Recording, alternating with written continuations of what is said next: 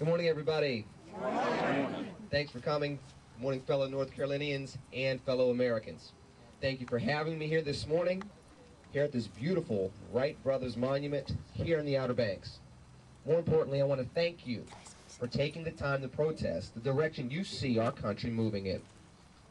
Before I continue on, I would like to thank Kevin Connor publicly for inviting me out here to speak with you and spend time with you.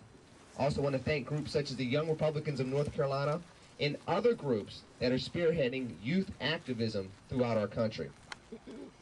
I am honored to speak here today in Dare County on such a history-making day, one where Americans across the country are showing the world their discontent with the direction of American government, particularly inefficient and excessive government spending, both in Washington, D.C., and for us in Raleigh, North Carolina as well. Today we display this. For us here in this great state of North Carolina, we know that although this is a large state with immense diversity, we as North Carolinians share common bonds as well as common burdens. For example, I hail from Mecklenburg County, the seat of the second highest combined local tax and fee burden in the state of North Carolina.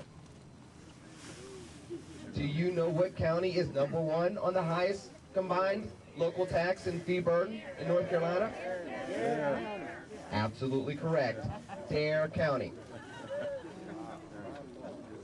We protest not paying fair taxes, but their irresponsible, inefficient, and un-American waste of citizens' tax dollars at work, in addition to the increased threat of increased taxation and wasteful spending. So today we ask, so far, have these tax revenues and spending created more efficient government? No! Have these tax burdens and spending produced world-renowned schools throughout the state of North Carolina to place us at the top of the country's list on education? No! These are just two reasons why we gather here today in Dare County. Because although the American political system threatens to remove the symbiotic bond between itself and the American people it represents, those of us gathered at this grand place dare to bring American politics back to the people it was created to serve.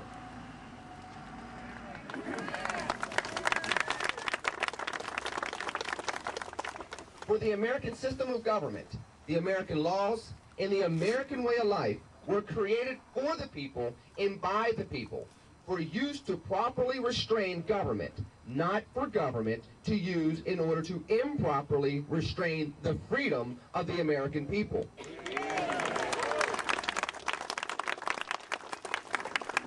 Starting today, we as Americans must remind the representative governments of this republic with our words and our deeds of one simple fact, that government is for the people and by the people, not the other way around. Absolutely.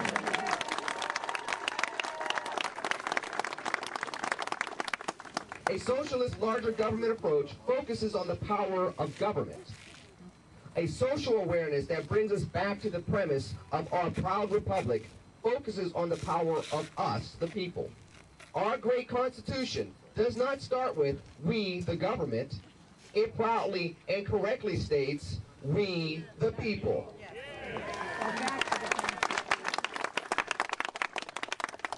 The Constitution of the United States exists primarily to protect the Constitution of the American people, to protect their backbone of strong morality, ethic of hard work, value of neighborly friendship, and the standard that all men are created equal. And women too. And women too. Indeed. The amendments of the Constitution do not create laws for government to dictate. They create avenues of life for us to lead. This is what we are here to remind those that threaten to expand government with increased taxation, increased governmental growth, and decreased government efficiency and triumphs of the individual. We are here to embrace our First Amendment right to free speech, not endanger that right with the Fairness Doctrine, a proposal to control the airwaves by canceling out what you want to hear via the free market by what they want you to hear.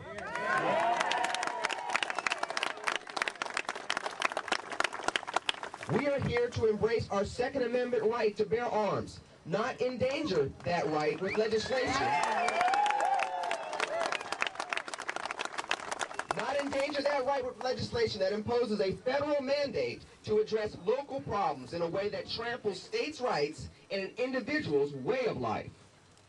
We are here to embrace our 14th Amendment right to due process consistent with written law, not ignore that key component of American civics by way of judicial activism in the courtrooms, political cronyism in town halls, legislative lockout in Raleigh, and congressional contempt from the chambers of government in Washington, D.C.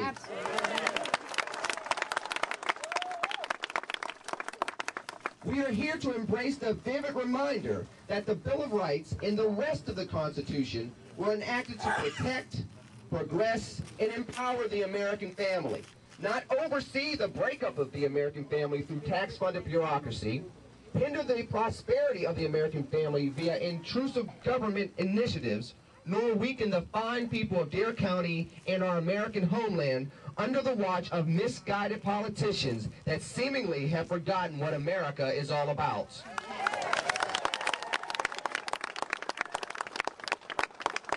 And what is America all about? Commitment to equality, love of hard and smart work, dedication to country, belief in each other, belief in self, and faith in God Almighty.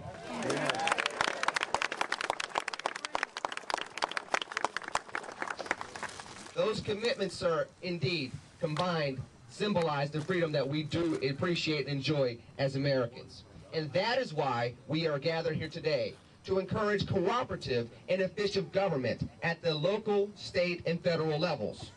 We encourage the return of the government our founding fathers promised us, not continue to tolerate the expanding, expensive, and unresponsive bureaucracy promised and delivered regularly to us by our current politicians.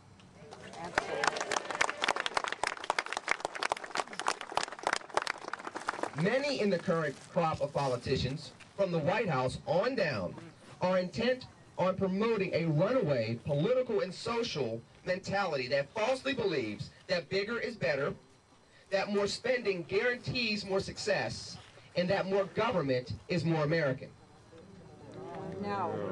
No. Therefore, it is time for this crop of Americans, all of you, to be ready for harvest, because history is ripe for a return of time-tested values for a time, this time, whose values are sorely being tested.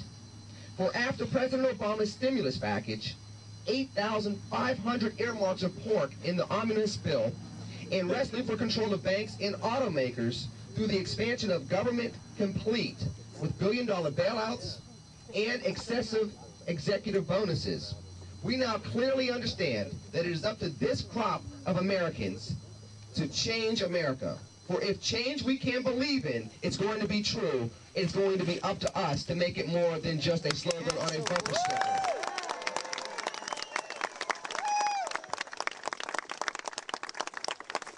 This crop of Americans, right here, right now, must be ripe and dare to be historic. We must dare to be pioneers in the 21st century, even in the midst of crisis and uncertainty. And what better place to begin that pioneering spirit than here at the Wright Brothers Monument? Like us today, as we face social and economic challenges, the Wright brothers toiled to make a vision of labor become a work in progress before it became a triumph of the American spirit. They too toiled to provide America a view of heights never seen before the successes at Kitty Hawk. They too fought to enact a vision for America, Americans in flight, that their contemporaries could not see. A vision that their critics said was foolish, delusional, and misguided. That is, until North Carolina became first in flight.